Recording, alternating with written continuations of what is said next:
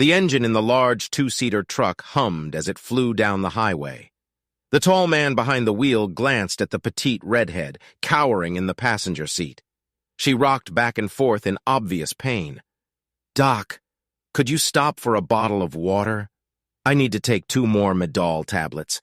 I'll go get some water, but Annie, you've already taken 8 pills in the last 2 hours. 2 more won't help. I can't believe you forgot your medicine."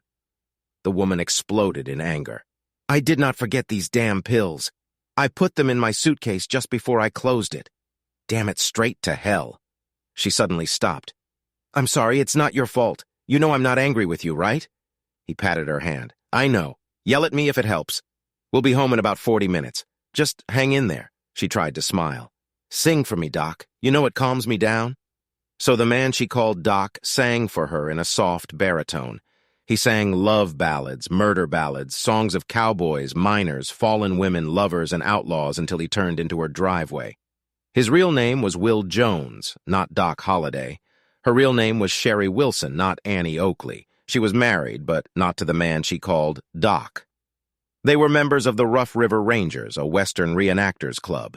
They were from Rolla, a small town in the hills of Missouri. There were similar clubs in every state and in many foreign countries. People united for various reasons. Some because of nostalgia for simpler times, others because of the spirit of adventure that those times represented, and others because of the costumes of the time and the communication of like-minded people. Some joined in the shooting, especially with black powder weapons. This is most suitable for a combination of all of these. Sherry became a member of the club at age 12 when her father joined them. He had always had a soft spot for antique weapons, but when he got married, he ordered his wife to lock them in a gun safe. She was from St. Louis, a nurse who had seen all too often what gunshot wounds can do to the human body. Unfortunately, when Sherry turned 10, her mother began to feel tired. She ignored it for a while, but eventually contacted her doctor. It was cancer.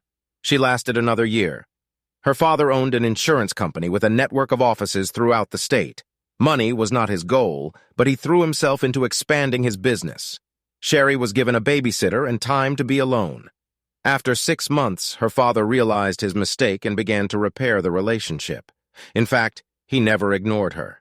He loved her dearly, but grief clouded his judgment. Joining Rangers provided him with the bonding experience he was looking for. One of his clients remembered his love for shooting. He was a local judge and board member. He invited them to the farm. The farm was the Rangers' headquarters, a real 140-acre farm bequeathed by a founding member with the understanding that in the event of the club's dissolution, the land would go to charity. With a roster of over 100 members, the chances of this happening were slim indeed. Sherry will never forget her first visit. The farm was well-maintained with well-kept pastures, fields, and woods. The farmhouse had a permanent caretaker who made sure everything was kept in order. He lived for free. He had a truck and a small salary. The focal point was the barn. Carefully refurbished over the years, it was now a replica of a Western saloon that doubled as a meeting room. The bar was closed during meetings and in the presence of minors. Alcohol is served on Saturday nights and at adult events. Club members took turns tending the bar. Sherry and her father visited the farm on Saturday afternoon. They were given a tour of the barn and treated to frosty mugs of IBC root beer, of course. This was Missouri, after all, petite all her life. At 12, she was only 140 centimeters and sitting on a bar stool in a real Western saloon with a mug in her hand made a strong impression. When they went to the shooting range, everything, absolutely everything changed. One of the main activities of these clubs was shooting competitions. The top shooters will compete at districts, advance to sectionals, state regionals, and finally nationals. These were purely amateur competitions. No money changed hands, except perhaps for a gentleman's bet, only trophies and bragging rights. They visited the farm while training was underway for district meetings.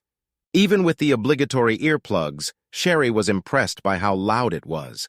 The sight of black powder flames escaping from the barrels and smoke hanging in the air fascinated her.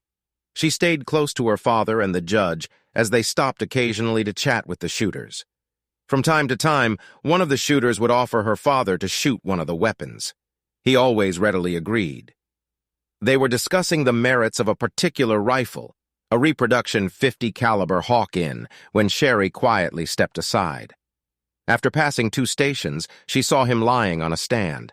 The owner was sitting at a table facing the other way, disassembling and cleaning other weapons. He noticed her, but because of her small stature, he mistook her for a much younger child and put her out of his mind. She picked it up and, looking closely, realized what needed to be done.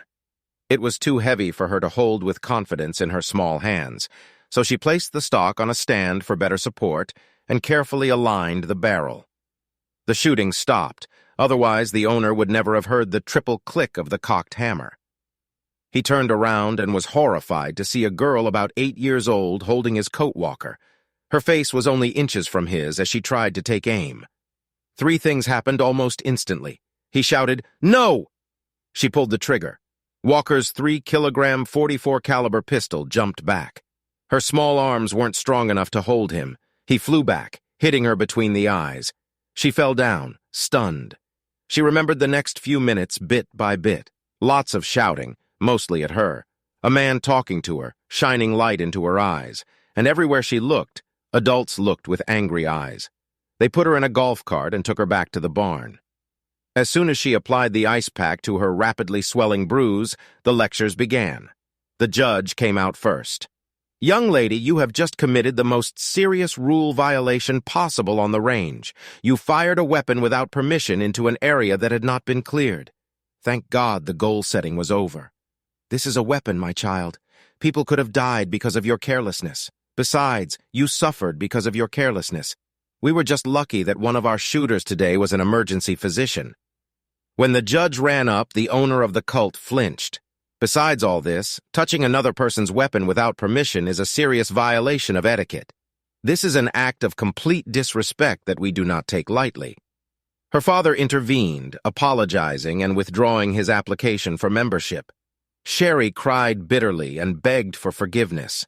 Her pleas were so sincere and compassionate that she did not notice how smiles began to appear on their faces. The judge looked around the room. "How about it, boys? Don't want to call a jury?" 6 people quickly sat down, 4 men and 2 women. The judge acted both as a prosecutor and as a judge in the case. Oddly enough, the man who owned the cult agreed to protect her. It was short and sweet. "Do you admit your actions?" the judge said sternly. She did this through sobs. "Your witness, defense attorney, the man who turned out to be their gunsmith and went by the name Sam Colt, began. Judge, members of the jury, mistakes were made today. I should never have left a loaded weapon unattended. Judge, she was your guest, and you should have kept a closer eye on her." This earned a frown from the judge, and you, young lady, should show more respect. I think that about sums it up. He looked straight at the jury. Be that as it may, I believe that she truly regrets and will not repeat her mistakes. He paused effectively. He then pulled the target out from under his vest. But most of all, we would be idiots to let a girl who had never fired any weapon before without any training go free and can still do it. He handed the target to the jury. It was the one she shot at. There was a hole in the exact center of the bull's eye. Even the judge was grinning. "What do you say, jury?" One of the women stood up after conferring with her companions. "Your Honor, we find this girl guilty." She looked straight at Sherry, who lowered her head in tears. "We ask that she and her father be offered membership in the club on the condition that she complete a gun safety course as soon as possible, and as punishment for her crime, be sentenced to 2 months of cleaning the shooting range and saloon. If you so wish, Your Honor," the judge stood up. "Well said. You follow the Western tradition that the punishment should fit the crime. Stand up, young lady." She stood up. "The jury has spoken, and I agree with one addition. Each member here has a name taken from a real person from the Old West. I'm a judge in real life, so I'm speaking on behalf of Roy Bean here. Sometimes it is chosen by a member of the board, sometimes by the Board of Governors. We have 4 board members here.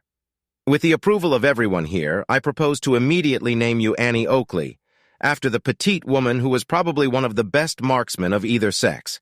What do you say, officers and club members?" The walls of the saloon echoed with approval, and that's how the modern Annie Oakley appeared. For the next 3 weeks, Annie had to stay away from the shooting range while her father trained. She took the time to get to know the club members and their children. Every week before going home, she swept the saloon and took out the trash. The sound of black powder guns drove her crazy, but she never complained. By the 4th week, she had a gun safety certificate and a set of 5-shot. Remington 31. Caliber revolvers with 9-centimeter barrels. Even with a third of the weight of the walkers, they were still almost too much for her to lift. But under the guidance of Sam Colt, she became an artist. They experimented with the charges and found that they were still effective at only 2/3 the normal charge of gunpowder. The reduced recoil helped tremendously. At age 13, she began participating in shooting competitions. She took 3rd place at the regional competition. 6 months later, she took 1st place and made it to state. At age 15, she won state and regional competitions and placed 3rd at nationals.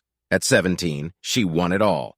Young national champion in pistol and rifle shooting in the black powder division, she gave up competitive shooting to concentrate on college, where she graduated with a degree in finance. She started out as an agent in one of her father's offices and worked her way up to manager. Freed from school, she resumed competitive shooting. She married a man whom her father did not trust or approve of. This almost takes us back to where we started. Will Jones appeared about 3 years before our story begins. He had a distant relative here who wanted to sell his dental practice for a good price. He knew the area and got a good deal, so he bought it when he and his wife arrived from Georgia 6 months after their wedding. 3 months later, in the midst of one of the harshest winters in years, she decided that she liked the sunny South better than marriage. Luckily, he had a prenuptial agreement, and since he had been married for less than a year, it was dissolved. He met Sherry's father when his dentist retired and came to see him. They talked about guns, and Will invited him to his home to show him his prized possession, a Confederate .36 Navy Colt made by Star Arms. His great-great-grandfather wore it in the war. Her father invited her to go out to meet the Rangers. He instantly bonded with the group. As it turned out, he was deathly in love with pistols. Being ambidextrous, he could shoot accurately from 2 pistols at once. Almost overnight, the trophy display began to expand. Since he's tall, thin, and a dentist from Georgia, only one name would suit him: Doc Holliday. When he met Annie, he was immediately attracted to her. When he saw her rings, he felt a strange sense of loss, but being a Southern gentleman, he treated her with respect. She felt the same way.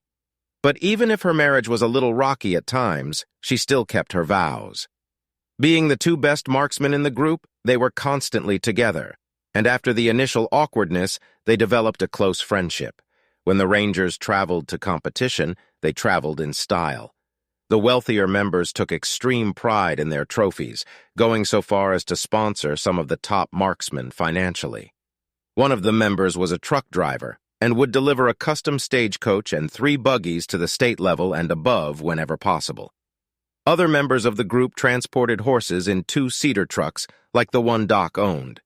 They made reservations at equestrian campsites and pitched tents, while those who preferred comfort stayed in hotels. On the day of the shooting, they were to meet and ride in style, with attendants leading the stagecoach and carriages in a procession designed to intimidate. It almost always worked. At the state level and above, it was a 2-day event. Most of the Rangers enjoyed it, and it gave them the opportunity to socialize informally with other groups. Will played mandolin, and there were several guitarists and fiddlers, so there were often jam sessions or impromptu dances.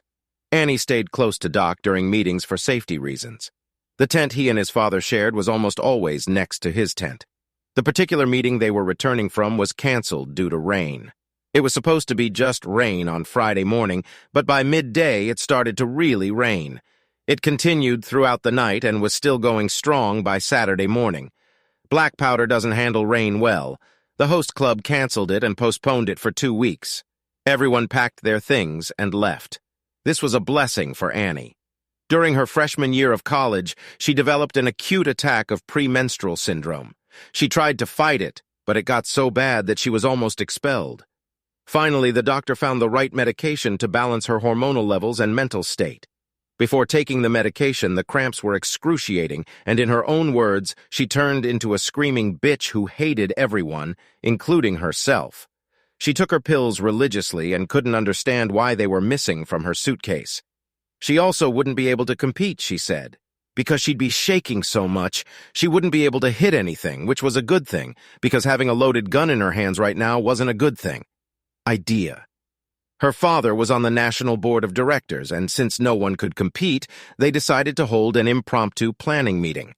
On one hand, he was sad, because he had finally met someone and wanted to go back to her house, and happy because he had experience with Annie without the pills, and the 5-hour drive with her scared him. He took the easy way out and talked Doc into taking her home, and now we're back where we started.